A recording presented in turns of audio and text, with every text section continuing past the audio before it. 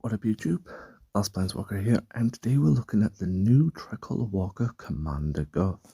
Now, Commander Guff is 113 life for a red, white, and blue. The only other red, white, and blue we've got is Narset, which has the mana bonus 3 to white, 3 to blue, and 3 to red, and -1 to black and green. Commander Guff has better mana gains, +3 to white, +4 to blue, +4 to red, negative to black, and negative to green. Now, if we quickly look at the bolus I have, he has a similar mana gain, 3 for 4 -2, and the other strong Tri-Walker in the game, Takon, also has the mana bonuses 3 for 4 -2 -2. So going forward, I think this may now be the default mana bonuses for tri-color walkers. It's a good spread. Now, his loyalty abilities are interesting. 10 loyalty, pick 2 of the first 4 cards from your library, fetch those cards, then reduce the cost of each Vanguard card in your hand by 6. Personally, it's a good ability if you're running Vanguard decks. If you're not running a Vanguard deck, fetching a card and not gaining mana from it is kind of annoying a little, because it can slow down speed, but with enough abilities in the game to generate mana from land and conversion, it's not a deal breaker. It's very useful though to fetch cards you need. Library staff create 8 red wizard tokens for 12 loyalty. They are 1/2 detectives, activate to red, convert X gems to red, X is power. Possibly the strongest ability in the game, because you can get this token up pretty well. And having all that conversion is quite useful, because with how cheap the loyalty abilities are, you're going to cast them pretty well. Then we've got Titan Smite for 15 loyalty. Your non-simple supports gain 4 shield. This can affect Vanguard supports. Deal X damage to each opposing creature. X is the sum of the shields of all supports you control. You may activate Vanguard abilities again this turn. It's an interesting ability. I quite like it for so it's not going to affect simple supports. I will get out of the way. So blood tokens, clue tokens, map tokens, and I think that's it so far. They're not going to get any shields, which is a disappointment, because there is a lot of investigation type mechanics with Murder at Karlov Manor, which is an update that this is coming from. That the weakness of that set is the type of tokens you need, like map, blue, gold, blood, gold, and clues. They're all quite weak in their shield count, so a lot of times they're destroyed before the investigation mechanics can work. So it would be nice if they hadn't this ability affected them as well. The only issue I have with this, and now I'm going to be blunt, this is a playstyle preference, is you may activate Vanguard abilities again this turn. I don't like this ability as much as some people, because to me Vanguards aren't that useful in the game. A lot of them have really interesting abilities, and a lot of them are powerful, but I think Vanguards don't really sit well with me, because there's too much ways to remove them. So you are wanting to build decks around Vanguard. So I've got 2 decks here, Vanguard Converter and a non-Vanguard. Now, one of the things I want to show you first that's quite interesting is, in the description, it does mention that he likes to pick cards from the library and making his Vanguard companions easy to cast. And his abilities are very much Vanguard eccentric, except for his second, which is a really useful token for mana conversions, probably one of the best.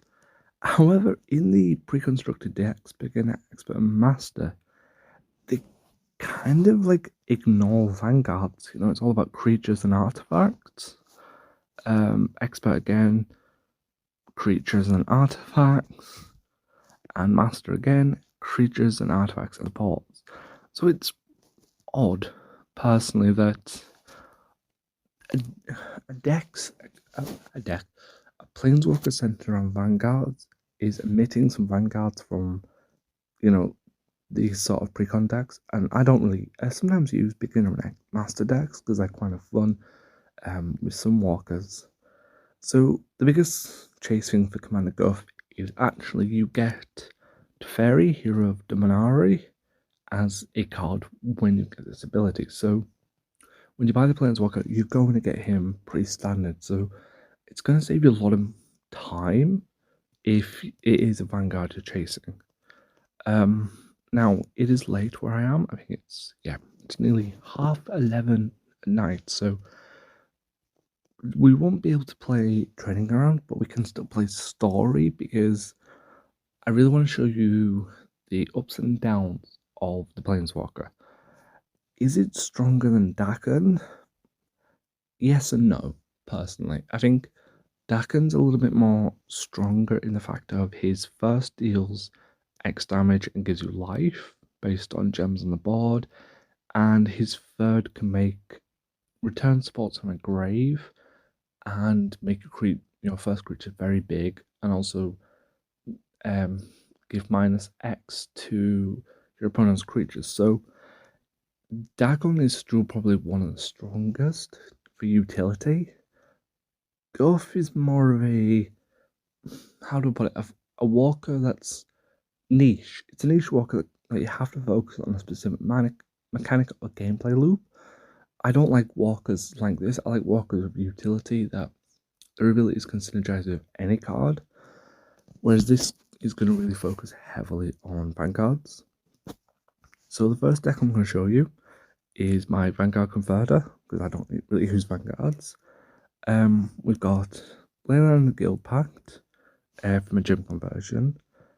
Gym of the Inner Sun just for Discover, because I like the Discover mechanic. Arrow's Vindicator, just to make the last two cards a man free.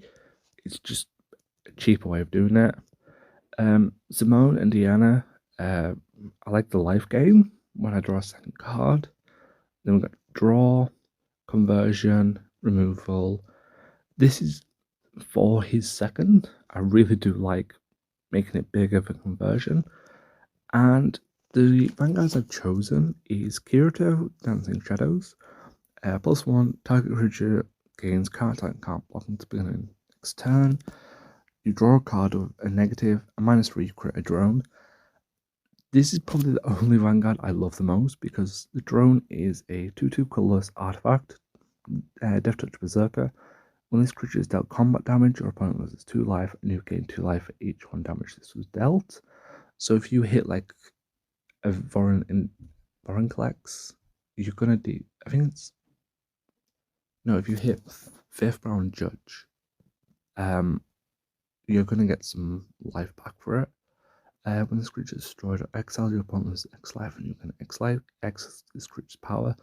So combining that with Fuss to give +2/+2 for its reinforcements, and with its third, I could probably activate at the beginning of the turn, then activate it again, so you get 4 on the board, +2/2, that's a 6/6.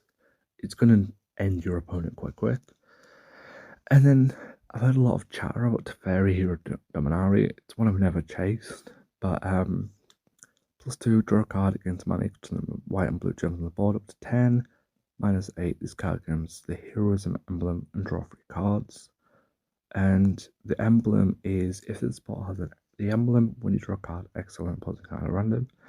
It's essentially a Vanguard version of the Planeswalker Teferi Hero of Dominari, because that has a third where you create a token that basically does this when you draw a card. So it's like it's compressed a Planeswalker into a Vanguard. It's very weird. So this is the deck. Let's give it a go. Now it's probably going to be a little easier to win this because the story mode isn't really that hard to do.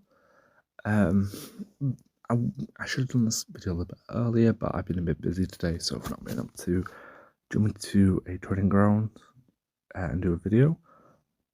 So we're gonna lock down Fuss, match into Guild Pact. Okay, so we've got a good match here. Let's lock down Fuss again. There we go. And then we've got our first card down. Okay, let's see what next. Right, we've got Teferi here of Dominaria. Let's get it on the board. Okay. Let's see. I like that card. So we have conversion going. We're going to ignore that trigger for now. And then we will hit here, ignore the trigger again. That'll get us Teferi down. Right. Okay. What's the... We're going on gas. Okay, what we're going to do is we're going to move Vindicator to the top and switch over its cloak. We'll draw a card. We'll get that little lifelink, so we've got a little bit of synergy going because I love my synergies. See what we draw into. Okay. Not the cards we need, but it's fine. Then we're going to drain mana, flip that.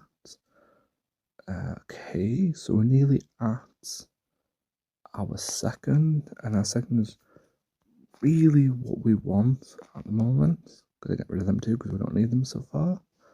Okay, we're getting another fuss, but we're gonna lock it down for now because we don't have it. There we go. We got the second on the board. Okay, cool. We can now cast a second, so let's unfreeze them. Drop a second for the wizard tokens. Quite confused about the picture. It is in Vampire, which is in Arena. I think it's Shock. That's where that art comes from. So it's kind of a surprising. Just going to remove Broker's Charm for now since we've got one charged already. And let's get to 9 loyalty. There we go. We've got a full hand and wizard tokens at down, so we're going to make some very big, beefy tokens. It's a 50-50 token. And then next turn, we'll try and see if we can pop the activated gems for, I'm going to assume 50 red gem conversion. Let's see where. Okay, so we should be able to get a whole board of red gems. Okay, we're going to do that. And we're not into his third yet, which is shocking since how much we've just done. And then there's Teferi. Everything's charged up. I'm going to draw a card again, just with the activated ability on Zynad, which I will showcase in a moment. Okay, they're disabled, so that's rubbish. Okay, so Zynad is when a creature controlled or loses a reinforcement, draw 2 cards. The last land support card in your hand gains 4 mana. If it can't convert gems to Planeswalker's colours, this can affect up to 3 times. That's kind of why I put it in, because I think it's just a fun little card to have in at this moment. We're going to give it the emblem. And here we go. So let's get the supports on the board. Cool. Now we can cast his third, Titan's Might.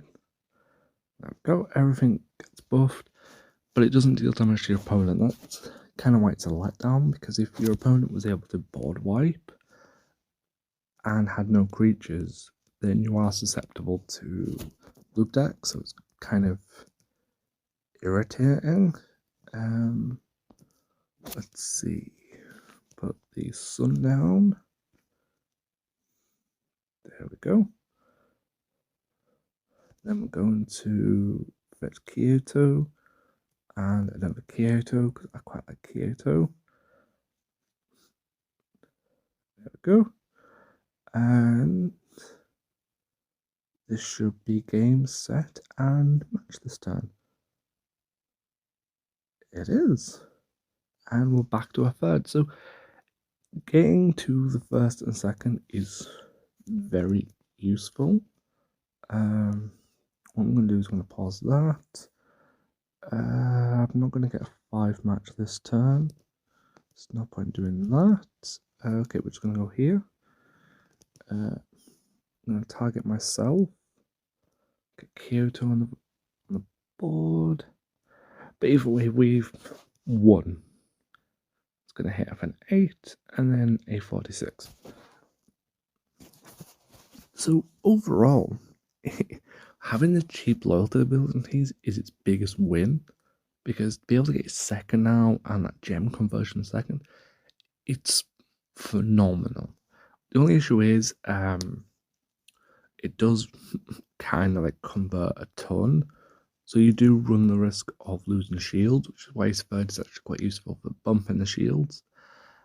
But as you saw with the pace of that game then, except for Teferi Hero of Dominarium, you're not really using the Vanguards quite a lot.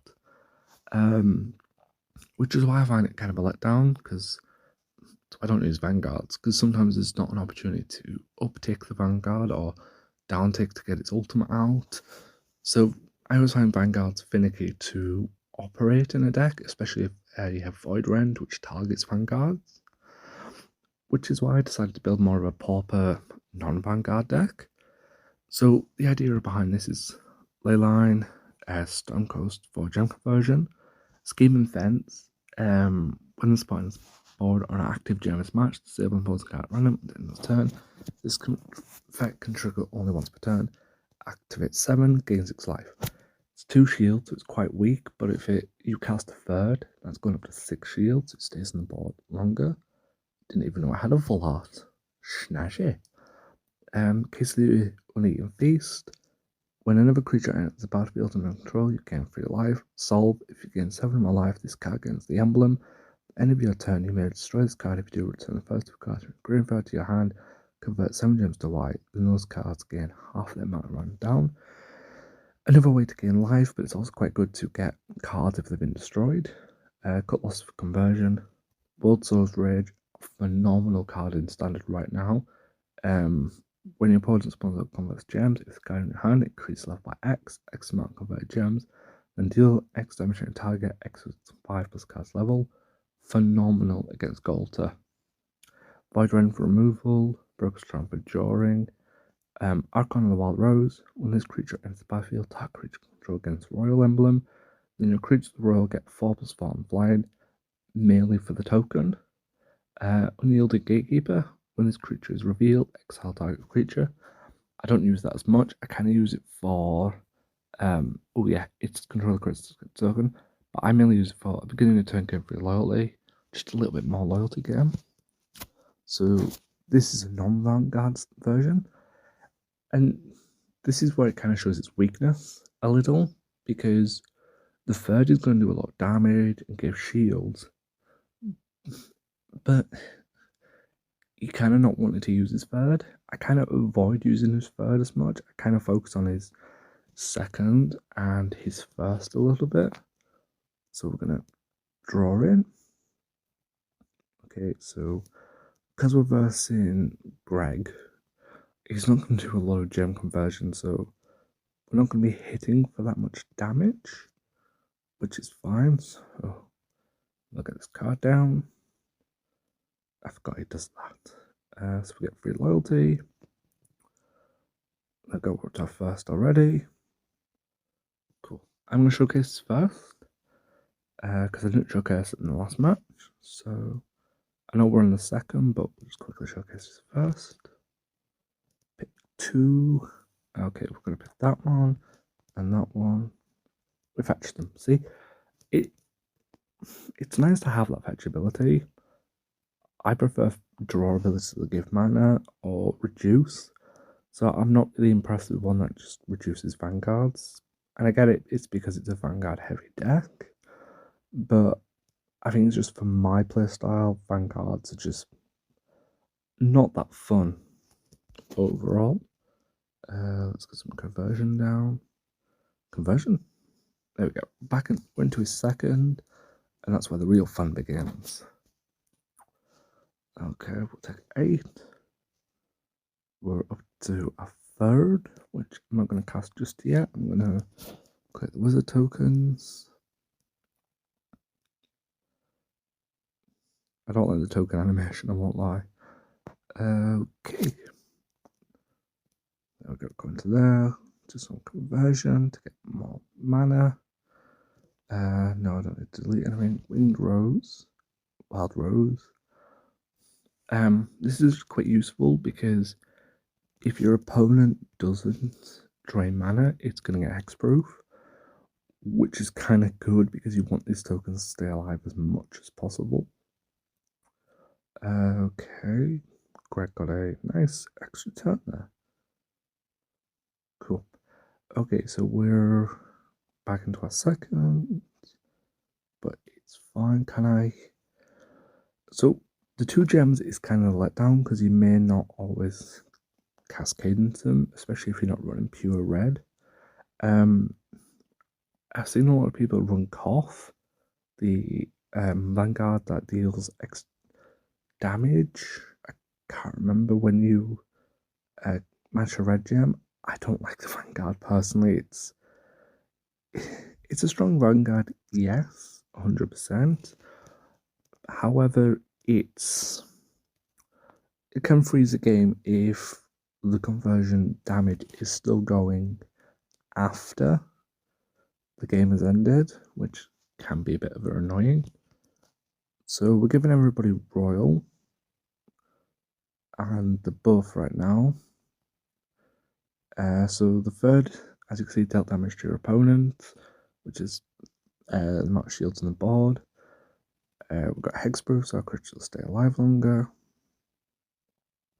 Goliath is no threat to us. Go back into the second.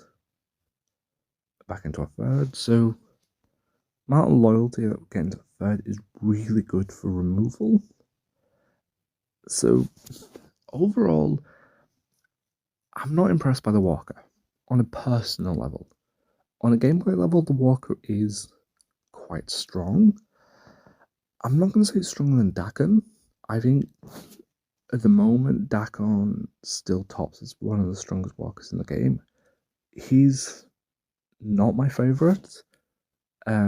He's the kind of Walker that can win games without doing anything, which I'm not a big fan of, but by now Dagon is the strongest Walker because he has more utility. When the game wants to load, I will go over Dagon's abilities real quick.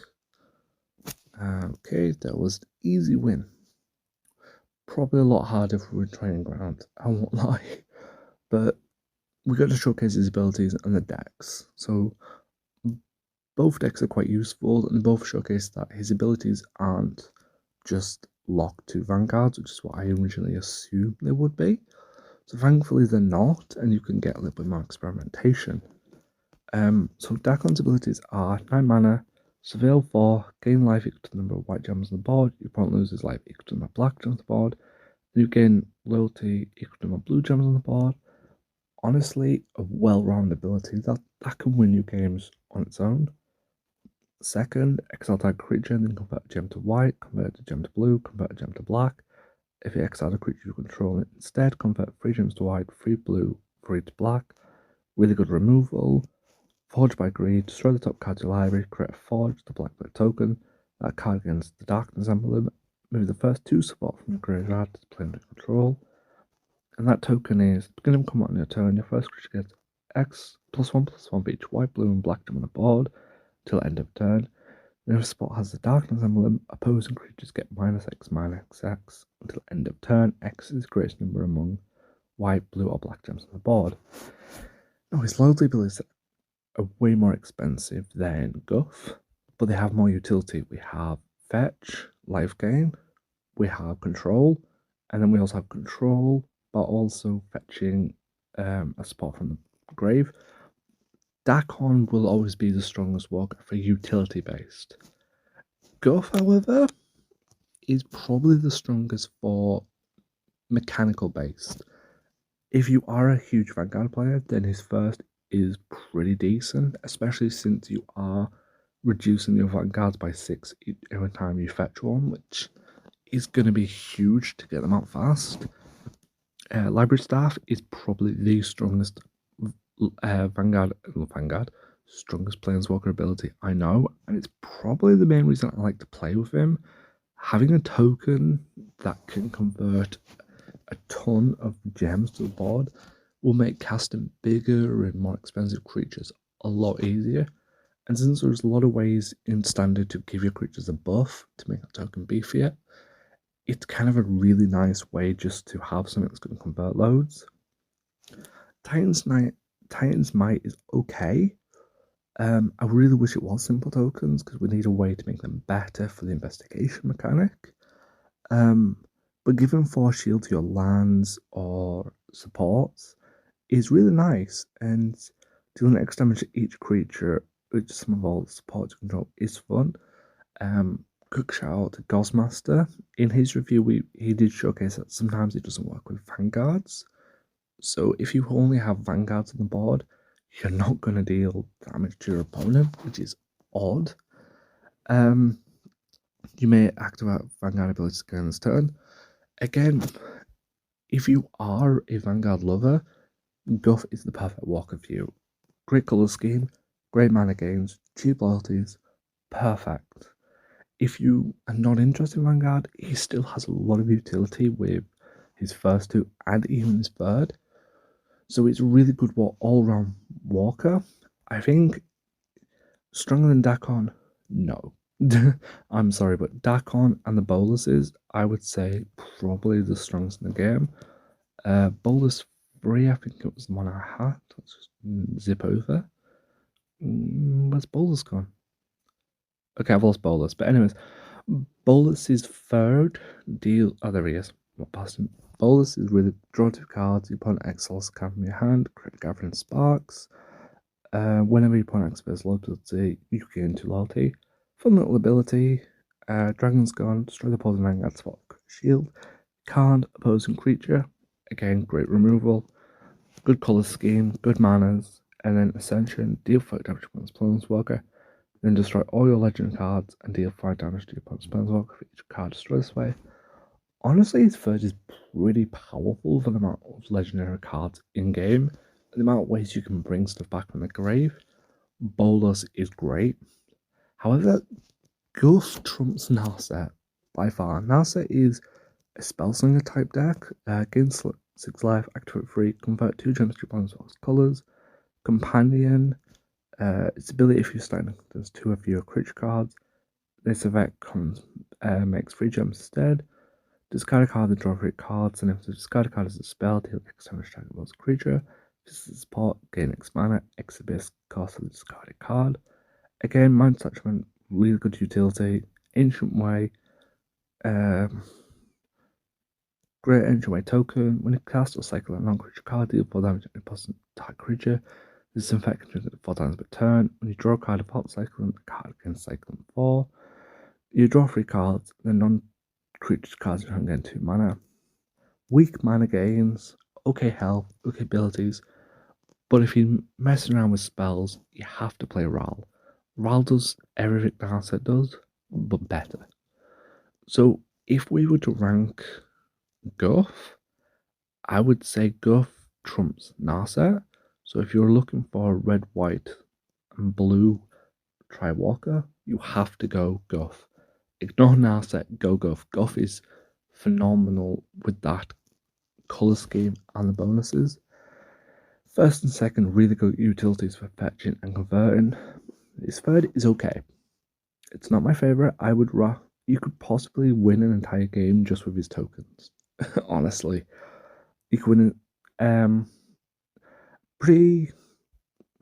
I would say in the scale of what I've got, I would say Dakon is the top at the moment, followed by the boluses. All 3 boluses are insanely good.